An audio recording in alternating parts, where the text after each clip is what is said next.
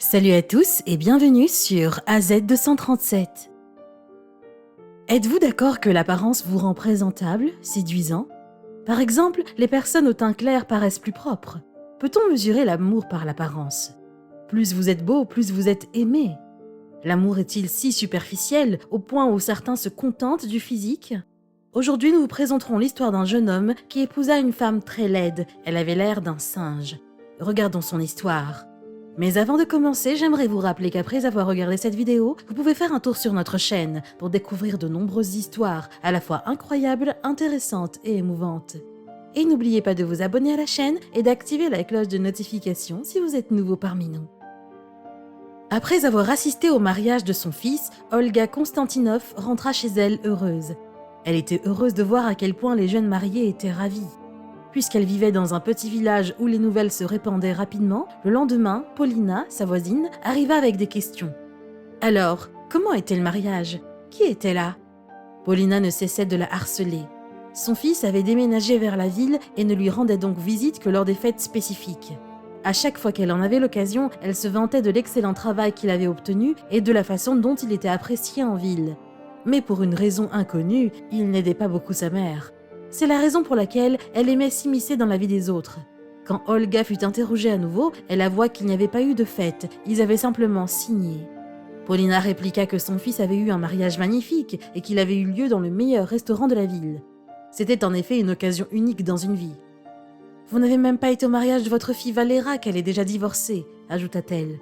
Cela irrita la voisine qui se tut.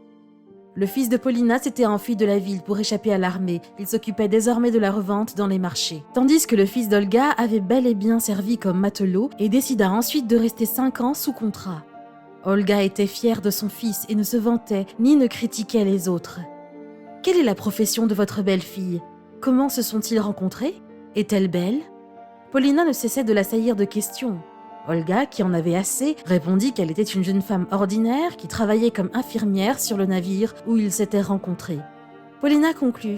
Les femmes en pleine mer lui manquaient, alors il a fini par choisir quelqu'un de plus commode. Olga haussa les épaules et dit « Arrête de remuer ta langue !» Paulina était toujours en train de prédire le malheur. Quel mal y a-t-il à se rencontrer sur le lieu du travail ?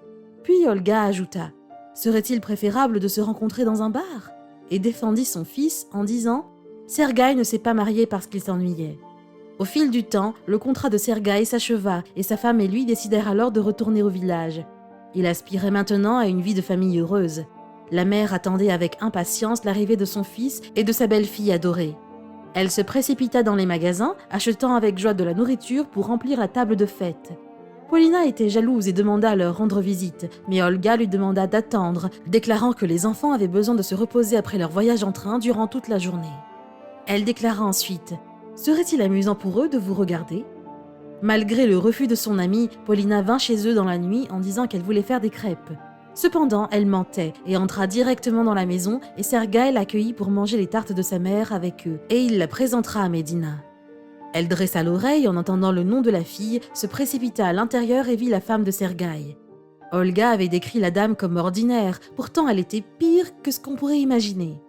Elle était clairement privée de beauté, de petite taille, bien que Sergueï soit un beau jeune homme de taille supérieure à la moyenne et avait une large cicatrice au visage.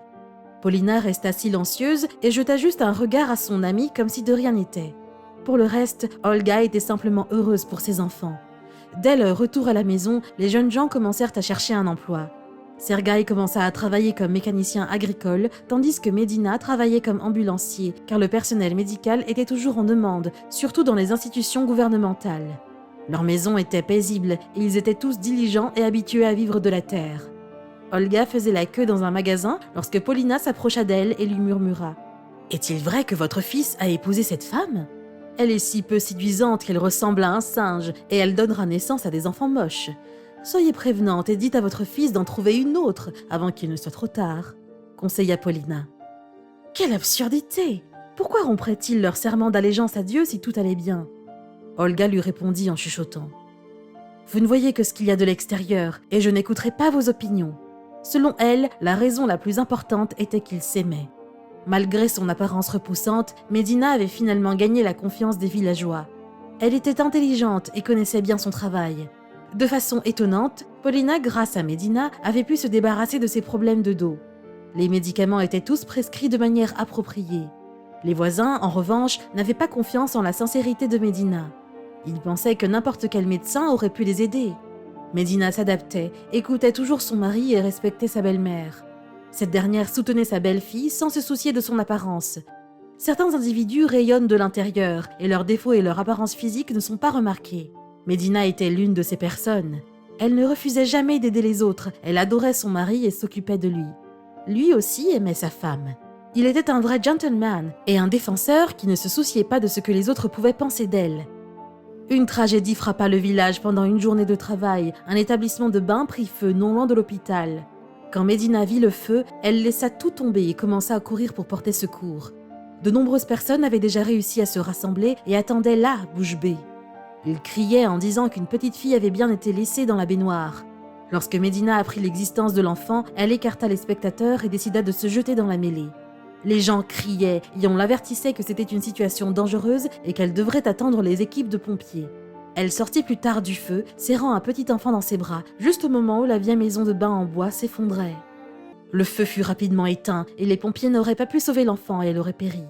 Le soir, Medina était assise dans la maison de la fillette secourue, un bébé de 5 ans qui avait inhalé très peu de fumée et n'avait pas de séquelles. Elle serait morte si Medina n'avait pas essayé de la secourir à ce moment-là. Cette nuit-là, Medina était venue la voir en tant que médecin et ses parents l'avaient invitée à prendre le thé. Ils exprimaient leur gratitude envers Medina pour avoir sauvé leur fille et lui demandaient comment elle avait fait pour ne pas avoir peur de traverser le feu. Medina leur répondit « Quand j'étais enfant, j'ai aussi réussi à traverser le feu. Heureusement, votre fille n'a pas été blessée. » Et Medina leur raconta qu'elle avait frôlé la mort près de Graziani pendant la guerre en 1995.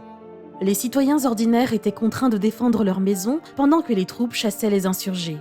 Il y avait des batailles et des civils comme des soldats mouraient. Un autre bombardement s'était produit alors qu'elle était à l'extérieur de la maison. Les combattants rebelles s'étaient retranchés dans le village.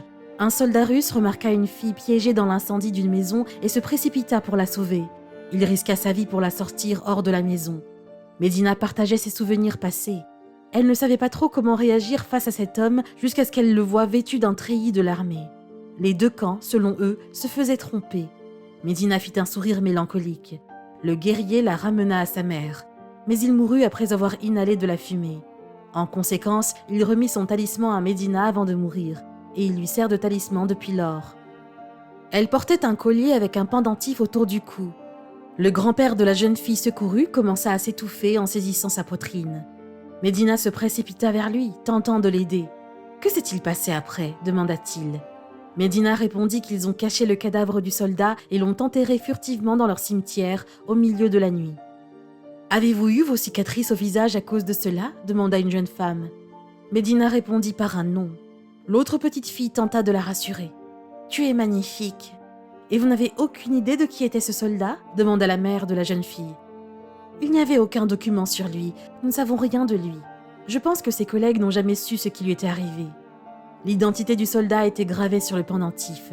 Il s'appelait Vyacheslav et la résidence resta muette.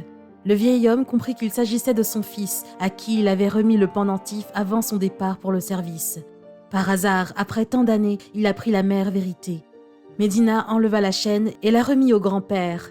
Celui-ci serra la main de Medina avec la chaîne en disant « Non, gardez-la avec vous ». Il demanda à Medina en pleurant de lui montrer la tombe de son fils. Medina le conduisit au cimetière où il put déposer des fleurs.